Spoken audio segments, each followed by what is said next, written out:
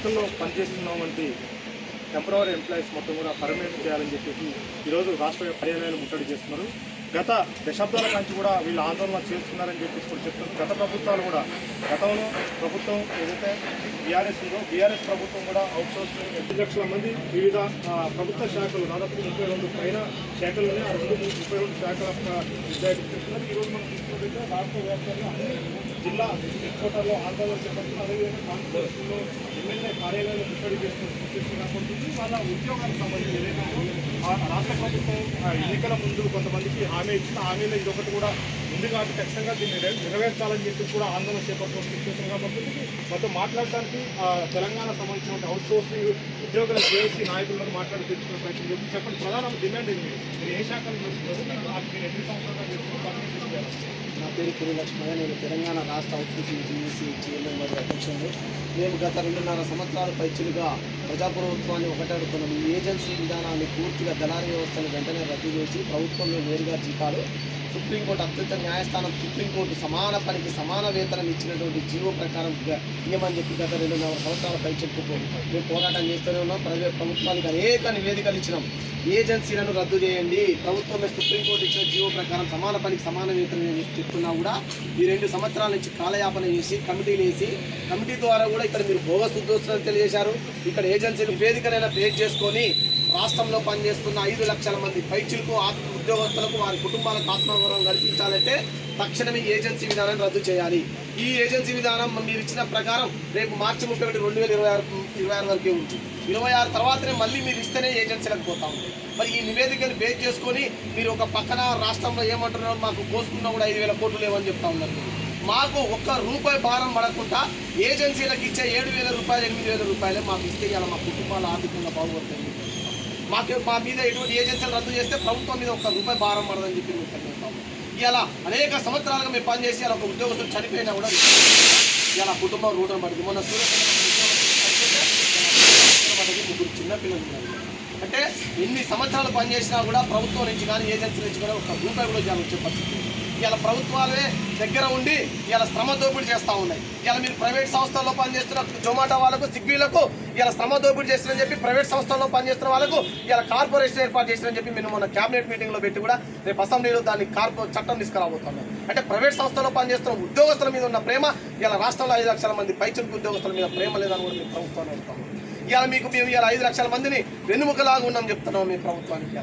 మీరు కొన్ని డిపార్ట్మెంట్లలో 6 నెలలు 3 నెలలు పనిచేస్తూ ఉన్నాయి, 10 సంవత్సరాలు 20 సంవత్సరాలు పనిచేస్తూ ఉంటే తీసేస్తూ ఉన్నారు. మరి ఈ ఒక 600 మంది 800 మంది తీసేయటం కాదు. మేము ఇలా 5 సూటిగా అడుగుతా ఉన్నాం మీ ముఖ్యమంత్రి గారిని. మీకు దమ్మున్నా కూడా మార్చి 31 తర్వాత 5 లక్షల మందిని తీసేయండి, ఒకటే జీవోతో అడుగుతున్నాం. లేదా ఒకటే జీవోతోనైనా మా బతుకులు మార్చి అలా మేము తెలంగాణ బిడ్డలను కూడా మీరు నిరూపించమని చెప్పండి. అప్పుడే నిజమైన ప్రజా తెలంగాణ వచ్చిందని కూడా ఇవాళ మేమందరం కూడా నమ్ముతా ఉన్నాం. ఇవాళ జీతాలు ఒక్కొక్క నెలకి వచ్చేది 13,000, 10,000, 12,000. అందులో ఏజెన్సీలు ఈపీఎఫ్లు కట్టావు, ఈఎస్ఐలు కట్టావు. ఇలా కొన్ని డిపార్ట్మెంట్లో మా ఇరిగేషన్ డిపార్ట్మెంట్ అన్నలకు 11 నెలలు జీతాలు లేక ఇలా 104 అంబులెన్స్ ఇవాళ వాళ్ళు లేదు. మీకు అంబులెన్స్ లేకపోతే గర్భిణీ స్త్రీలు కానీ చనిపోయిన వాళ్ళని తీసుకోవాలంటే ఇలా 104 వ్యవస్థ ఉంది. వాళ్ళకి 10 నెలలు పైచలు ఉద్యోగాల్లో సంక్షేమ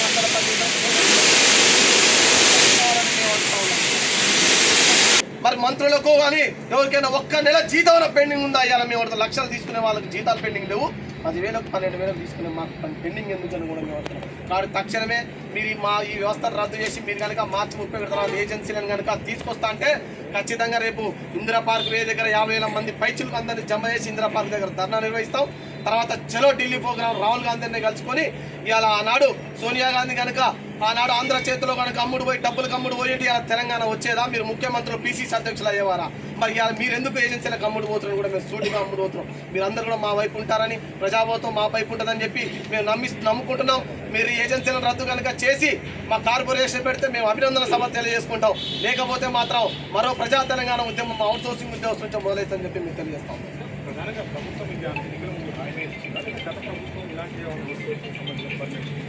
గత ప్రభుత్వము కేసీఆర్ గారు తెలంగాణ ఉద్యమంలో మనం తెలంగాణకు అన్యాయం జరుగుతుంది, మేము వస్తే అందరు రెగ్యులర్ చేస్తాము, ఒకే ఒక సంతకం పెట్టి రెగ్యులర్ చేస్తా అని చెప్పిండు. ఆ రోజు అందరు అవుట్సోర్సింగ్ ఉద్యోగస్తుల్ని లేదంటే కాంట్రాక్టులని అవుట్సోర్సింగ్ వాళ్ళని ముఖ్యమంత్రులు పెట్టుకోమన్నటువంటి 10 సంవత్సరాలు నడిచిపోయింది, గతం అయిపోయింది. ఇప్పుడు వచ్చి కూడా 2.5 సంవత్సరాలు అయింది.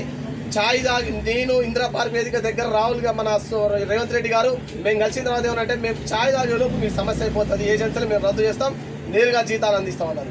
అప్పటికే మనకు ఆంధ్రప్రదేశ్లో 2018లోని 136, 126 జియో నెంబర్ ప్రకారం కార్పొరేషన్ ఏర్పడింది.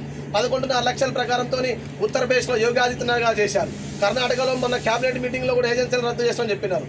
ఇంకా 4-5 రాష్ట్రాలలో మనకు సమాన పనికి సమాన వేతనం అవుతుంది, కానీ కొట్లాడి తెచ్చుకున్న తెలంగాణలో ఏజెన్సీలు రద్దు కాలేదు, సమాన పనికి సమానం రద్దు కాలేదు. వీళ్ళు అనేక మంది అలా ఇప్పుడున్న మంత్రులందరూ కూడా మాకు గట్టిగా హామీ ఇచ్చారు, ఎట్టి పరిస్థితుల్లో మేము ఏజెన్సీలను తీస్తాం, మీకు సమాన పని సమాన వేతనం కల్పిస్తామని చెప్పి మాకు హామీలు ఇవ్వడం కూడా జరిగింది. అలా హామీలు తొందర తప్పలు ప్రయత్నం చేస్తూ ఉన్నాం. ఓన్లీ అవుట్ సోర్సింగ్ ఏజెన్సీ ఈ రాష్ట్రంలో మొత్తం 33 మంది పైచిలుకులో 4.5 లక్షల మంది పై చిలుకుల్లో సుమారుగా 700 మంది పైచిలుకు ఏజెన్సీలు ఉన్నాయి ఈ రాష్ట్రంలో. ఈ ఏజెన్సీలను పూర్తిగా దళారీ వ్యవస్థ, ఈ దళారీ వ్యవస్థను పూర్తిగా రద్దు చేసి మాకు డైరెక్ట్గా నేరుగా జీతాలు అందిస్తారని చెప్పి చెప్పడం జరిగింది. మరి 31 వరకు ఈ అవకాశం ఉంది. 31 తర్వాత కనుక మళ్ళీ మీరు ఆ దళారితో కనిపిస్తే మీరు కూడా అక్కడ వేల కోట్ల రూపాయలకు ఆ దళారీ వ్యవస్థతో చేతులు కలిపినని కూడా మాకు ఇలా అర్థమవుతా ఉంది. సో చూసుకుంటే మొత్తం కూడా రాష్ట్ర వ్యాప్తంగా దాదాపు 700 ఏజెన్సీలు ఉన్నాయి. 700 ఏజెన్సీ కింద వివిధ ప్రభుత్వ రంగాల అవుట్ సోర్సింగ్ 5 లక్షల మంది కూడా ఎంప్లాయీస్ ఉన్నారు. అయితే వీళ్ళు ఏజెన్సీ ద్వారా కాకుండా ఏజెన్సీల ద్వారా కాకుండా ఖచ్చితంగా పర్మనెంట్గా ప్రభుత్వమే మాకు జీతాలు ఇవ్వాలి. ఎందుకంటే మాకు వచ్చేది అరకొర ప్రభుత్వాలు అరకొర జీతాలు వస్తూ ఉన్నాయి. దీంట్లో 10 నుంచి 15 వేలు వస్తున్నాయి. దీంట్లో మళ్ళీ కటింగ్లు ఏజెన్సీ వాళ్ళు కూడా కమిషన్ తీసుకుంటున్నారు కాబట్టి చాలా ఇబ్బందిగా ఉందని చెప్పి కూడా చెప్పారు. మరికొంతమంది మాట్లాడే ప్రయత్నం చెప్పండి. ప్రధానంగా